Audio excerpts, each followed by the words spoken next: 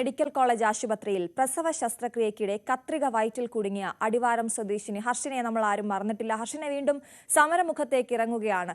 വീഴ്ച വരുത്തിയ ഡോക്ടർമാർക്കെതിരായ അച്ചടക്ക നടപടിയും നിയമ നടപടികളും വേഗത്തിലാക്കണമെന്നും നഷ്ടപരിഹാരവും ആവശ്യപ്പെട്ടാണ് വീണ്ടും സമരത്തിനൊരുങ്ങുന്നത്. നീതിക്ക് വേണ്ടിയുള്ള ഹർഷീനയുടെ പോരാട്ടം നാളുകൾ പിന്നിടുന്നു. പലതവണ സർജറിക്ക് വിധേയമായിട്ടും സർക്കാരിന്റെ ഭാഗത്തുനിന്നും ഒരു കരുണാർഹമായ നിലപാട് ഉണ്ടാവുന്നില്ല എന്നാണ് ഹർഷീന പറയുന്നത്. വീണ്ടും പ്രക്ഷോഭ രംഗത്തേക്ക് ഇറങ്ങാനുള്ള തയ്യാറെടുപ്പിലുമാണ്. ഒരു നീതി നൽകുമെന്ന് പലപ്പോഴും പറയുന്നുണ്ട്. കിരണം പോലും ഇപ്പോഴും താങ്കളിലേക്ക് എത്തുന്നില്ല എന്നതല്ലേ വാസ്തവം.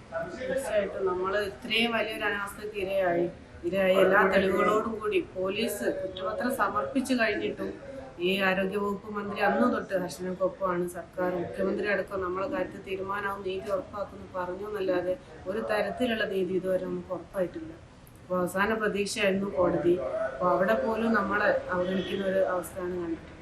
ഈ കുന്നമംഗലം കോടതിയിൽ ഈ ക്രിമിനൽ കേസ് വിചാരണ തുടങ്ങാനിരിക്കുന്ന സമയത്താണ് അവിടെ പോയിട്ട് ഞങ്ങൾ നിരപരാധികളാണെന്ന് പറഞ്ഞ് ഡോക്ടേഴ്സ് പോയിട്ട് ഹൈക്കോടതിയിൽ സ്റ്റേ വാങ്ങിപ്പോയി.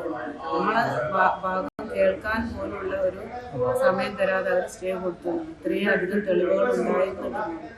അപ്പോൾ ഈ അവസാന ഒരു പ്രതീക്ഷ കോടതിയാണ്. ഇപ്പം ഒരു കോമ്പൻസേഷന് വേണ്ടി നമ്മൾ എന്തായാലും ഗവൺമെന്റിന്റെ ഭാഗത്തുനിന്ന് ഒരു തരത്തിലുള്ള നീതി ഉറപ്പാവില്ല എന്ന് ഉറപ്പായപ്പോഴാണ് നമ്മളിപ്പോൾ കോടതിയിൽ കോമ്പൻസേഷന് വേണ്ടി ഫയൽ ചെയ്തിട്ടുണ്ട്.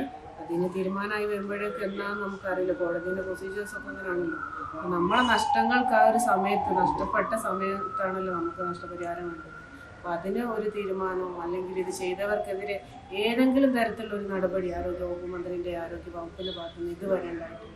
അപ്പോൾ എന്ത് തരത്തിലുള്ള നീതിയാണ് ഇവർ നമുക്ക് ഉറപ്പാക്കുന്നത്?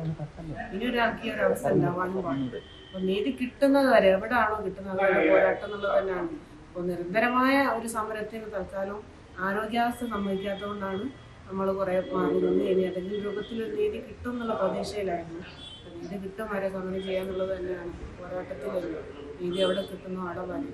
കാരണം നമ്മൾ അത്രയും തളർന്നു കഴിഞ്ഞു. ഇനി ഒരാൾക്ക് ഇത്രയും വലിയൊരു ഗതികേട് ഉണ്ടാവാൻ പാടില്ല.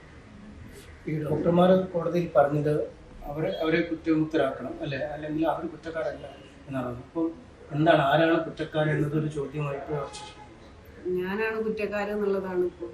കാരണം ഈ കത്രിക വയറ്റിൽ വെച്ച് ഞാൻ ആരും അറിയാൻ പാടില്ലായിരുന്നു, ആരോടും പറയാൻ പാടില്ലായിരുന്നു, ഞാനിങ്ങനെ ഇറങ്ങി വരാൻ പാടില്ലായിരുന്നു.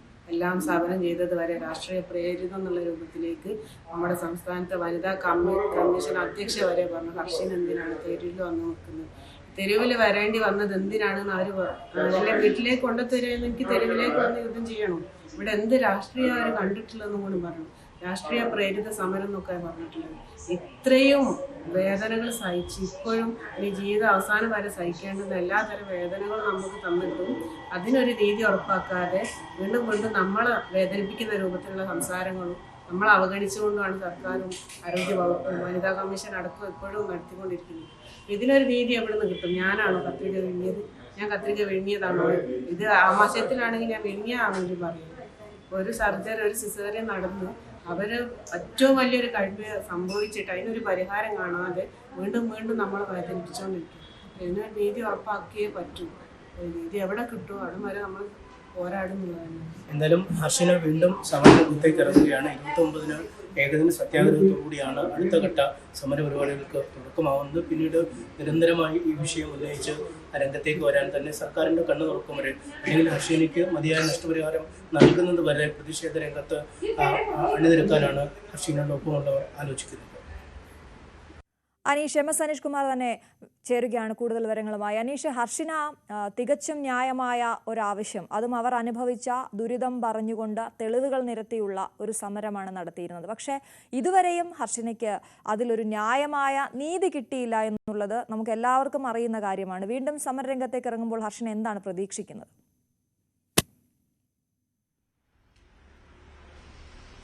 അശ്വതി, നമ്മൾ കണ്ടതാണ് പലപ്പോഴും നീതി തേടി ഹർഷീന സമരപഥത്തിൽ ഇറങ്ങിയിരിക്കുന്നത്. കോഴിക്കോട് മെഡിക്കൽ കോളേജ് ആശുപത്രിയുടെ മുൻവശത്ത് തന്നെയുള്ള സമരപ്പന്തലിൽ കടുത്ത ചൂടും മഴയും മഞ്ഞുമൊക്കെ അവഗണിച്ച് ഒരുപാട് നാളുകൾ സമരമുഖത്തിരുന്ന കാഴ്ച നമ്മൾ കണ്ടതാണ്. അതിനൊക്കെ ശേഷം അന്വേഷണം ഊർജിതമായി പുരോഗമിക്കുന്നു, അല്ലെങ്കിൽ പോലീസിന് കേസിൻ്റെ അന്വേഷണം ഏൽപ്പിക്കുന്നു. പോലീസ് വളരെ സമർത്ഥമായി തന്നെ ഇക്കാര്യത്തിൽ അന്വേഷണം നടത്തുകയും കോഴിക്കോട് മെഡിക്കൽ കോളേജ് ആശുപത്രിയിൽ നിന്നുള്ള കത്രിക തന്നെയാണ് ഹർഷീനയുടെ വയറ്റിനുള്ളിൽ കുടുങ്ങിയെന്ന് കണ്ടെത്തുകയും ഇതുമായി ബന്ധപ്പെട്ട കുറ്റപത്രം സമർപ്പിക്കുന്ന അടക്കമുള്ള നടപടികളിലേക്ക് നീങ്ങുകയും ചെയ്തു. എന്നാൽ ഈ പ്രതിക്കൂട്ടിൽ നിൽക്കുന്ന ആരോപണ വിധേയരായ ഡോക്ടർമാർ ഹൈക്കോടതിയെ സമീപിക്കുകയും അവർക്ക് കേസിൻ്റെ നടപടിക്രമങ്ങൾ താൽക്കാലികമായി സ്റ്റേ ചെയ്യുന്ന ഒരു നിലപാടിലേക്ക് നീങ്ങുകയും ചെയ്തു. പക്ഷേ ഇത്തരത്തിൽ ഡോക്ടർമാർ ഹർജിയുമായി നീങ്ങുമ്പോഴും സർക്കാർ വേണ്ട രീതിയിൽ ആ ഹർജിയെ എതിർത്തില്ല. അല്ലെങ്കിൽ ഹർഷീനയുടെ വശം പറയാൻ അല്ലെങ്കിൽ എന്താണ് സംഭവിച്ചതെന്ന് സംബന്ധിച്ച് കൃത്യമായി വിശദീകരണം പറയാൻ സർക്കാർ തയ്യാറായില്ല എന്നതാണ് ഹർഷീന പറയുന്നത്. ഈ സമരം ആരംഭിച്ച കാലം മുതൽ ഹർഷീനയ്ക്കൊപ്പമുണ്ട്, അല്ലെങ്കിൽ ഹർഷീനയ്ക്ക് നീതി ലഭ്യമാക്കും എന്ന് ആരോഗ്യമന്ത്രി വീണ ജോർജ് ആവർത്തിച്ച് വ്യക്തമാക്കുമ്പോഴും ഹർഷീനയുടെ ഇത്തരം നിയമ നടപടിക്രമങ്ങൾക്ക് ഒരു തരത്തിലുമുള്ള പിന്തുണ നൽകുന്നില്ല എന്നതാണ് ഹർഷീന ഏറ്റവും വലിയ പരാതിയായി ഉയർത്തിക്കാട്ടുന്നത്. ഈ ഷെയർ പിൻവലിപ്പിക്കാനുള്ള അടിയന്തര നടപടികൾ സർക്കാരിൻ്റെ ഭാഗത്തുനിന്നും ഉണ്ടാവണമെന്നാണ് ഒരാവശ്യം. മറ്റൊരാവശ്യം, ഈ കത്രിക ഉള്ളിൽ കുടുങ്ങിയ നാൾ മുതൽ വലിയ ശാരീരിക പ്രശ്നങ്ങൾ കൂടി കടന്നു പോവുകയാണ് ഹർഷീന. 3 കുട്ടികളുടെ അമ്മയാണ് ആ സ്ത്രീ. അവർക്ക് അവരുടെ സ്വന്തം കാര്യങ്ങൾ പോലും നേരാവണ്ണം നോക്കി നടത്താൻ കഴിയാത്ത അവസ്ഥയിലേക്ക് അവരുടെ ശാരീരിക സ്ഥിതി ദുർബലമായി.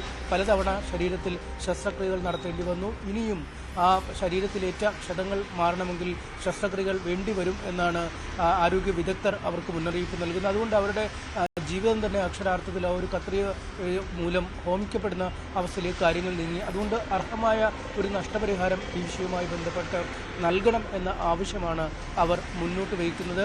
ഈ ആരോഗ്യ പ്രവർത്തകരായ ആളുകളുടെ പിഴവാണ് ഇത്തരത്തിലൊരു കത്രിക വയറ്റിനുള്ളിൽ കുടുങ്ങാൻ കാരണമായത്. പക്ഷേ ആ ആരോഗ്യ പ്രവർത്തകർക്കെതിരെ അല്ലെങ്കിൽ ഡോക്ടർമാർക്കെതിരെ ഒരു അച്ചടക്ക നടപടി സർക്കാരിൻ്റെ ഭാഗത്തുനിന്നും ഒരു ഘട്ടത്തിലും ഉണ്ടാവുന്നില്ല. നിയമ നടപടികൾ മുന്നോട്ട് പോകട്ടെ എന്ന ഒരു അലസ സമീപനം ഇക്കാര്യത്തിൽ സർക്കാർ സ്വീകരിക്കുന്നു എന്നാണ് അവർ പറയുന്നത്. അതുകൊണ്ട് അത്തരത്തിലൊരു അച്ചടക്ക നടപടി എന്നതിനെക്കുറിച്ചുള്ള ആലോചനകൾ പോലും സർക്കാർ നടത്തുന്നില്ല.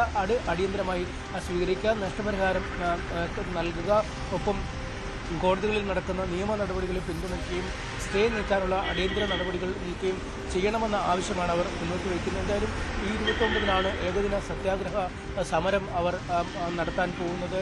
കോൺഗ്രസ് നേതാവ് മുല്ലപ്പള്ളി രാമചന്ദ്രൻ അടക്കമുള്ള ആളുകൾ സമരപന്തലിലേക്ക് എത്തും. നേരത്തെയും ഒരുപാട് ആവശ്യങ്ങൾക്ക് ഓരോ ഘട്ടത്തിലും വലിയ പടപൊരുതലുകൾ നടത്തിയാണ് അവർ ഓരോ ആവശ്യങ്ങളും നേടിയെടുത്തത്. ഇനി അവർ ഉന്നയിക്കുന്ന കാര്യങ്ങൾ നേടിയെടുക്കുന്നതിനായും ഒരു സമരമുഖത്തേക്ക് തന്നെ ഇറങ്ങാനാണ് ഈ വീട്ടമ്മ തീരുമാനിച്ചിരിക്കുന്നത്. അശ്വതി, അതാണ് അനീഷ്, ഈ വിഷയത്തിൽ ഹർഷനയ്ക്ക് വേണ്ട ആവശ്യമായ നഷ്ടപരിഹാരം കിട്ടിയില്ല, അല്ലെങ്കിൽ ഇത്തരത്തിൽ വലിയ ഒരു ഗുരുതര വീഴ്ച വരുത്തിയവർക്കെതിരെ നടപടിയില്ല എന്ന് പറയുമ്പോഴും അവർക്കെതിരെ രൂക്ഷമായ വിമർശനം ഉന്നയിക്കാൻ, അല്ലെങ്കിൽ ഈ സമരത്തിനിറങ്ങുന്ന ഹർഷനയ്ക്കെതിരെ രൂക്ഷമായ വിമർശനം ഉന്നയിക്കുന്നു എന്നൊരു പരിഭവം കൂടി, ഒരു വേദന കൂടി ഹർഷന അനീഷിനോട് പങ്കുവെക്കുന്നുണ്ടായിരുന്നു. എന്തിനാണ് ഇങ്ങനെ തെരുവിലേക്ക് ഇറങ്ങുന്നത് ഈ ആവശ്യം ഉന്നയിച്ച്? ഞാനാണോ കത്രിക വിഴുങ്ങിയത് എന്നാണ് ഹർഷന ചോദിക്കുന്നത്.